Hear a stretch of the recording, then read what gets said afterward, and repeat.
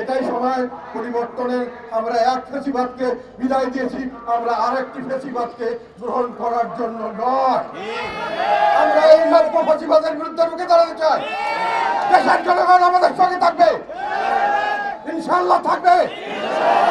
আমরা নব্য ফেসিবাদ এবং নব্য ফেসিবাদের দশমদেরকে এই দেশের থেকে বিতাড়িত করবো ইনশাআল্লাহ। এই বলে আমরা এক থাকবেন।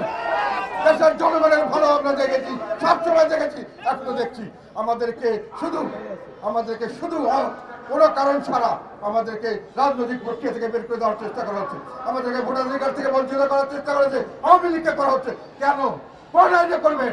কোনো সময় কেউ দোষ করলে তার দোষটা তার নিজের দোষ, তার দলের দোষ না, তার ধর্মের দোষ না। সে ধর্ম হলে সেই খ্রিস্টান সবাই খারাপ, কি বৌদ্ধ সবাই খারাপ, তা নয়। বাংলাদেশে একটা খারাপ কাজ করলে বাইরে গিয়ে আমাদেরকে বলে বাংলাদেশ খারাপ, তার মানে বাংলাদেশে সব লোক সেই খারাপ নয়। কাজে আপনারা কাউকে নির্বাচন থেকে বাদ দিতে পারবেন না। সবাইকে নিয়ে নির্বাচন করতে হবে। সেই বুকের পাটা নিয়ে রাস্তায় দাঁড়ান। বিচার সবসময় করা যায়, বিচারের কোনো টাইম লিমিট নাই। সংস্কার সবসময় করা যায়, সংস্কারের কোনো টাইম লিমিট নাই। প্রতিদিন সংস্কার করা যায়। আজকে একটা সংস্কার করলো, 7 দিন পরে আমার মনে হলো সংস্কার কি করে, আবার পরিবর্তন করুন। আপনি সব সংস্কার একবারে করে ফেলবেন, সব কিছু আপনি একবারে করে ফেলবেন, এইটা সেই ধরনের ব্যাপার নয়। চাল যদি আপনি দেন, যতই তাপমাত্রা বাড়ান, ভাত হতে একটা সময় লাগবে ভাই, সেই সময়টা তাকে দিতে হবে। আর একটা কথা মনে রাখবেন, যেটা আমরা দেখতে পাচ্ছি, চারা গাছ দিয়ে ফুল ফল এবং ছায়া মানুষে পাবে না।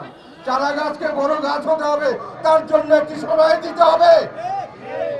এই সময় আপনি যতই সার দেন আর যতই বীজ দেন, যতই কিছু করেন, ইনজেকশন দেন, এটা হবে না। কাজে অবাস্তব চিন্তাধারা বাদ দিয়ে বাংলাদেশের জনগণের মুক্তির জন্য এখন আমরা সবাই আসুন। আমরা চাই বর্তমান সরকার প্রধান এবং তার সঙ্গে তার নিয়োগকর্তা এবং তার অভিভাবকগণ সহ উনি সরকার থেকে চলে গিয়ে রাজনীতিতে আসুক। ওনার রাজনীতি যদি জনগণ গ্রহণ করে, আমরা রাজি আছি ওনার কিছু কাজ করার জন্য। জনগণের সঙ্গে আমরা থাকবো, এবং যদি না করে তাহলে আমি মনে করবো এটার বিষয়, এটার বিচার করবে জনগণ। আরেকটি কথা, সংস্কার আমরা এই মুহূর্তে চাই না। সংস্কার যারা করতে চাচ্ছেন অবাস্তব সংস্কার, আমরা সংস্কার চাই নির্বাচনের পরে নির্বাচিত মানুষের দ্বারা তাদের তারা যে সংস্কার করবে সেই সংস্কারে আমরা পালন করবো ইনশাআল্লাহ। আমরা আজকে সারা দেশ আমাদের প্রোগ্রাম দিয়েছি। কেন দিয়েছি?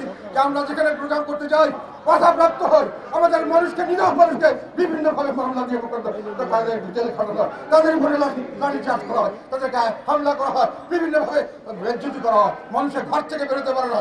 এই অন্যায় অত্যাচার আমরা সহ্য করব না। আপনারা যদি চান আমাদেরকে নির্ভর করবেন, আমাদের ভোটাধিকার থাকবে না, আমাদের আওয়ামী লীগের ভোটাধিকার থাকবে না, অন্য কারো ভোটাধিকার থাকবে না। আপনারা অনেক কিছু চিন্তা করতে পারেন, আমরা সেই চিন্তাকে ধার ধারি না। আমরা এই দেশের সন্তান, এই দেশের জন্য আমাদের ত্যাগ আছে, এদেশের জন্য আমরা অনেক কাজ করেছি, সামনে আমরা করতে চাই, তার জন্য জীবন যদি দিতে হয় তাও আমরা প্রতিবাদী চাই। এইভাবে দেশের মানুষের কাছে আমরা যাবো।